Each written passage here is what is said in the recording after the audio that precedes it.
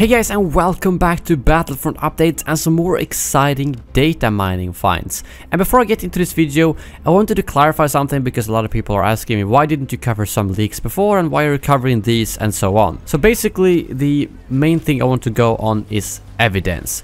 Right now these guys are data mining public files that anyone can access, and that makes it into a very credible source to say the least. Although it doesn't confirm anything at all, this is just what's in the files and that at some point has been worked on by DICE, but that's very different compared to random people going on Reddit saying this and that is coming because there's no real evidence. So those leaks, such as the recent Dooku and Anakin that was actually deleted by the mods because it had no evidence, I will probably not cover on unless it's special circumstances that might make it more credible. But at this point I would rather cover factual stuff based on evidence instead of anonymous leaks that we have no idea if it's true or not. I hope that makes sense, but now into the exciting stuff.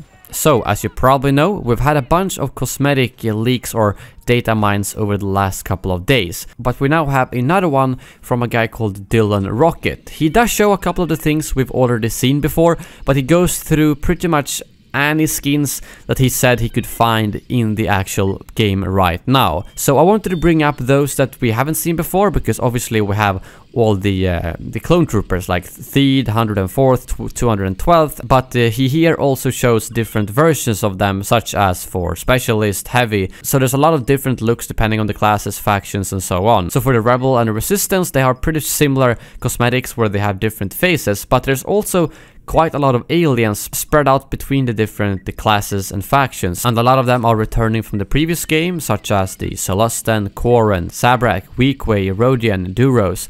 But there's also a couple of new ones, which I'm really glad about. We have the Nikto, we have Abenedo, Mirialan, and Aqualish.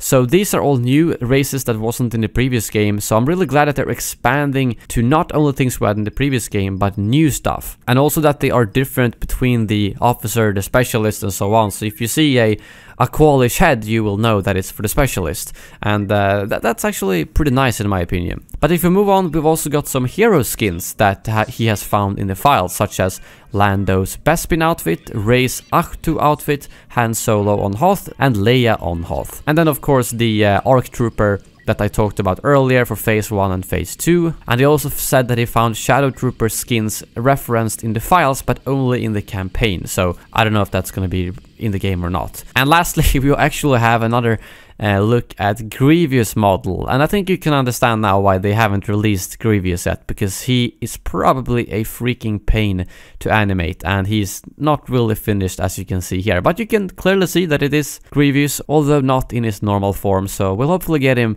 in the near future. I'm really excited to see how he's gonna look in the Frostbite engine. And now over to some other stuff from Uninspired Zebra, who has been data mining as always. He actually managed to activate the arcade mode on a bunch of maps that currently aren't available, such as the Death Star, Kashyyyk, Hoth, Endor and Jakku. And he said in the description that it actually worked surprisingly well on all these maps. Endor was the only one with some major issues because it didn't seem like they had proper AI pathfinding there, but on the other maps it worked pretty well. So my guess is that we'll hopefully get all of those maps available for arcade in the near future, because I don't really see any reason to not releasing them if they actually do work as well as he shows here. And you know, the more arcade content the better, because people want offline stuff. But those are all the stuff I had to talk about right now, and as always I just want to mention that again, this is not official, it's found in the files.